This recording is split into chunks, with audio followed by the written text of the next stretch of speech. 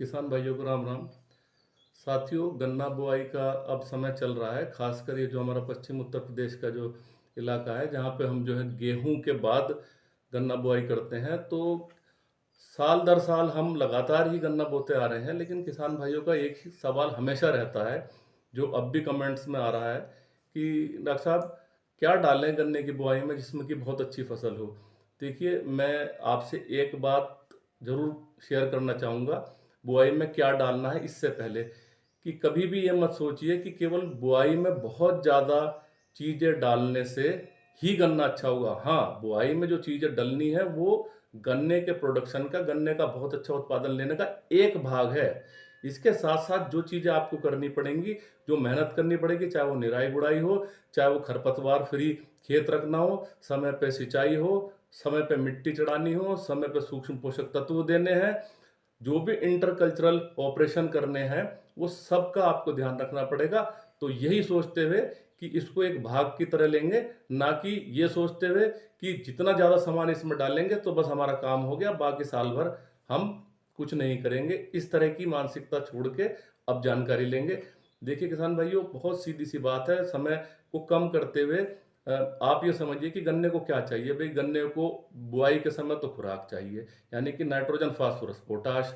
इसके अलावा उसको कीट से रोकने के लिए, क्योंकि पहले जो समय था उसमें कोई दिक्कत नहीं थी, लेकिन अब जो गन्ना बोआ जाएगा, आप देख रहे होंगे खेतों में कि जिन्होंने पहले 1 डेढ़ महीने पहले गन्ना बो रखा है, उनमें अब कनस्वा आ चुका है। और बहुत पॉसिबिलिटी है कि शायद महीने 1.5 महीने में फिर टॉप बोरर भी आए।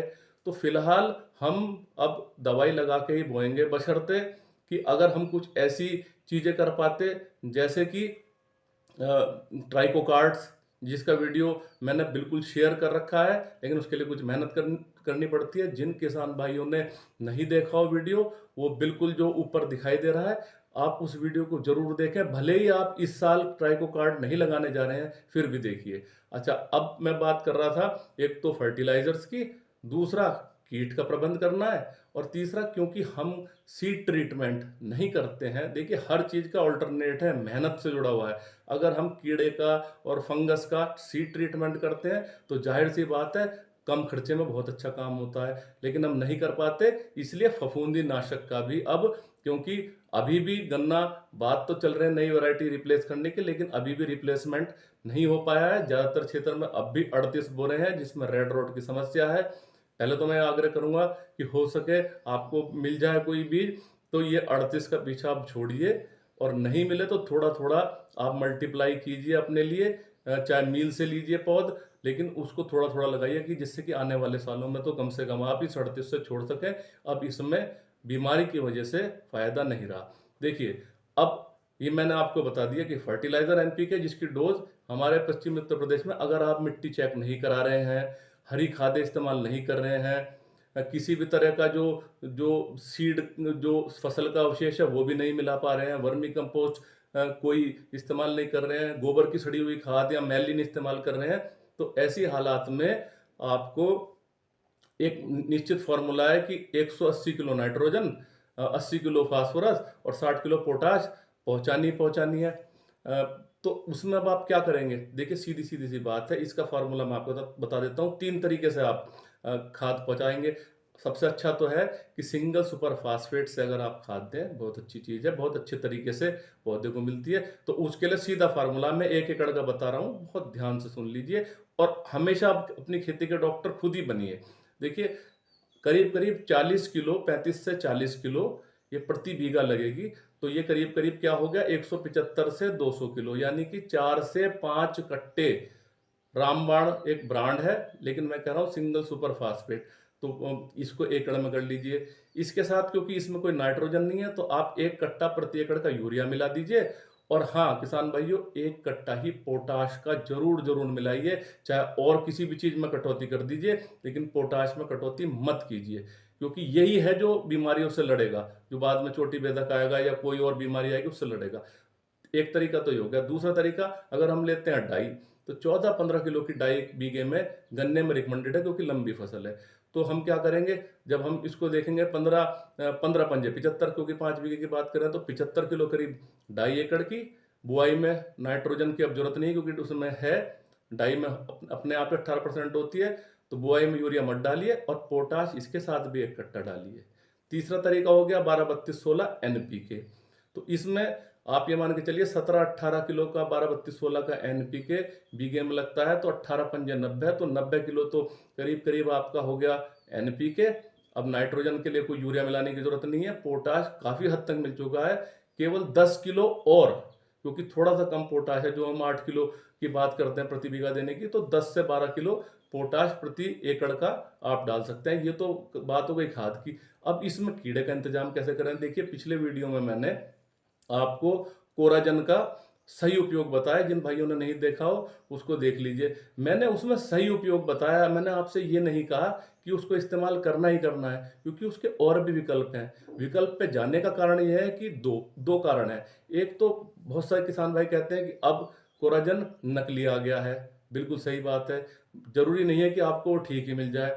दूसरा क्या होता है कि कोराजन जो है उसको थोड़ा डालने में मेहनत होती है, जैसे मैंने बताया, जैसा अगर आप उसे पैसे नहीं डालेंगे तो वो काम ढंग से नहीं कर पाता है। और तीसरा कहीं ना कहीं जो मुख्य कारण है, कीड़ों में रेजिस्टेंस, यानी कि लगातार कोराजन जो एक बार रिकमेंडेड था, फसल में दो दो बार लगने से अब कीड़े मर भी नहीं रहे हैं।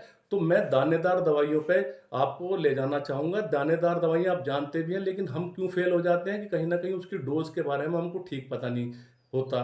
देखिए बुआई में जब हम दानेदार डालते हैं, दानेदार का क्या होता है, स्लो रिलीज, धीरे धीरे वो जो हमारा कीटनाशक है उसे जमीन में रिलीज करती है। तो ये भी अच्छे खासे 60 से 90 दिन निकाल देते हैं कोराजन की तरह, बशर्ते आप उसको डालिए ठीक। जैसे कि एक जाना माना आप डालते हैं रीजेंट, ग्रेन्युलर फॉर्म में आता है, जो पहले आता था 0.3%।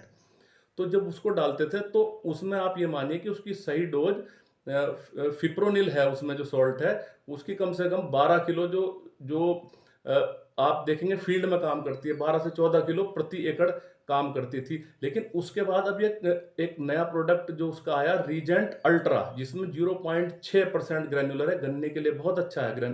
जो रीजेंट अल्ट्रा मिल जाए अगर आपको, तो वो अगर आपको मिल जाए तो उसकी 8 किलो प्रति एकड़ की मात्रा आप इस्तेमाल कीजिए। देखिए सीधा सा फॉर्मूला है दानेदार दवाइयों का, जितनी धान में इस्तेमाल होती है उससे लगभग दुगनी होती है। फिप्रोनिल जो है उसको डालने का एक इतना अच्छा फायदा है, यह ना केवल आपके कीड़े कंट्रोल करता है, बल्कि फाइटोटोनिक इफेक्ट, यानी कि हरियाली लाना, जड़ों का विकास अच्छा करना, अच्छे कल्ले निकालना, अच्छे जमाव में कारगर है। तो फिप्रोनिल की ये जो मैंने आपको बताया रीजेंट, चाहे वो 0.3% वाला है, चाहे वो 0.6% अल्ट्रा है, इसका इस्तेमाल आप कर सकते हैं, बहुत अच्छा है। दूसरा मैं आता हूं वर्टाको पे। देखिए वर्टाको में भी क्या है, CTPR है, जो कोराजन का सॉल्ट है, क्लोरेंट्रानिलीप्रोल उसमें है, और साथ में थायोमेथोक्साम भी है। तो ये दोनों ही क्या काम करते हैं, दोनों ही हमारा जो नर्वस सिस्टम पे, तंत्रिका तंत्र पे काम करते हैं, और इसका भी लॉन्ग ड्यूरेशन तक इफेक्ट आता है। साथ ही इसमें क्या और चीज है, ये किसी भी फर्टिलाइजर के साथ जैसे आप मिलाएंगे तो मिला के आराम से डाल सकते हैं। तो इसका इस्तेमाल 5 किलो प्रति एकड़ में आप कर सकते हैं, अच्छा काम करेगा। इसके अलावा फर्टेरा है किसान भाइयों, फर्टेरा में भी क्लोरेंट्रानिलीप्रोल है, वो कोराजन वाला ही सॉल्ट है। तो ये भी 7 से 7.5 किलो प्रति एकड़ अच्छा काम करेगी, लेकिन इसमें फिप्रोनिल नहीं होता है, तो लेकिन काम ये भी आपका अच्छा करेगी। तो इस तरह की आप इसका इस्तेमाल आप कर सकते हैं। तो ये मैंने आपको कुछ, जैसे वर्टाको है, फर्टेरा है, या फिर रीजेंट का ग्रेन्युलर है, इनके बारे में बताया, अल्ट्रा के बारे में भी बताया। अब आप क्या सोच सकते हैं, इसके अलावा भी आप जिन खेतों में आपको लगता है कि जहां पे व्हाइट ग्रब की और टर्माइट की समस्या ज्यादा है, तो वहां पे आप क्या करें, वहां पे जैसे लीसेंटा के नाम से जो बायर का ब्रांड है, लेकिन मैं ये नहीं कह रहा हूं कि बायर का इस्तेमाल करना है, आप सस्ते ब्रांड भी देख सकते हैं, बस बशर्ते कंपनी अच्छी होनी चाहिए। जैसे घाटा का पुलिस के नाम से आता है, इसमें इमीडा भी है और फिप्रोनिल भी है 40-40%। तो इसकी केवल 150 ग्राम जो मात्रा है, इसको आपको या तो ड्रेंचिंग करनी है पानी में मिला के पेंडों के ऊपर, या फिर इसको कुछ पानी मिला के और इसको आप जो है डाई पे ठीक से चढ़ाइए या कोई फर्टिलाइजर पे, और फिर इसको खूड़ों में डाल के तब जो है गन्ना डाल दीजिए। तो ये ना केवल जो व्हाइट ग्रब, यानी कि जिन खेतों में सफेद सुंडी की और दीमक की समस्या है उसको कंट्रोल रखेगा लंबे समय तक, और कनस्बे का समय भी निकाल देगा। तो एक ऑप्शन ये है ऐसा ही ऑप्शन दूसरा जहाँ व्हाइट ग्रब की, सफेद गिंडार की और इसकी समस्या है दीमक की, और साथ में कनस्वे को भी देखना है, तो डेंटोट्सु यानी कि क्लोथिनाडिन, क्लोथिनाडिन एक सॉल्ट आता है डेंटोट्सु, वो भी करीब 100 से 150 ग्राम मात्रा इसी तरह से बुआई के समय ही फर्टिलाइजर्स पे चढ़ा के डालनी चाहिए। ये विकल्प भी चुनते वक्त आपको ये ध्यान रखना चाहिए कि आपने पिछले सालों में ज़्यादातर कौन से कीड़े के लिए आपने कौन सा ग्रेन्युलर डाला है, कहीं उसको बदल के देखिए, क्योंकि कीड़ों को एक तरह के कीटनाशक की आदत हमको नहीं डालनी है। ये सारे ही करीब करीब ठीक काम करते हैं। मित्र कीटों के लिए भी ये दानेदार नुकसान नहीं करते हैं, तो हम इनको, अपनी फसल को इस तरह से जो कनस्वे के अटैक से बचा पाएंगे, और हो सकता है कुछ हद तक चोटी बेधक के लिए भी बचाव कर पाए। तो इस तरह की मैं आपको जानकारी देना चाह रहा था। साथ में इसमें, क्योंकि मैंने पहले बताया कि हम इस्तेमाल नहीं कर रहे हैं किसी फंजीसाइड का, तो अब इसी मिश्रण में या तो 1 किलो साफ प्रति एकड़, जिसमें कार्बनडाजिम और मैनकोजेब दोनों है, एक सिस्टमिक एक कॉन्टैक्ट, वो डालना पड़ेगा, जिससे कि भूमि का शोधन हो जाएगा। आसपास जहाँ पे आपका बीज डलेगा कूड़ में, उसके आसपास की मिट्टी का शोधन हो जाएगा। या फिर आधा किलो थायोफिनेट मिथाइल, इनमें से कोई एक का चुनाव कर सकते हैं। देखिए, सूक्ष्म पोषक तत्व हम, हो सकता है आपने डाल दिए हो खेत तैयार करते वक्त, और नहीं तो बहुत सारी केमिस्ट्री ना मिलाएं, 1 महीने बाद 1.5 महीने बाद जब हम पानी देंगे उस समय इसका इस्तेमाल कर लेंगे।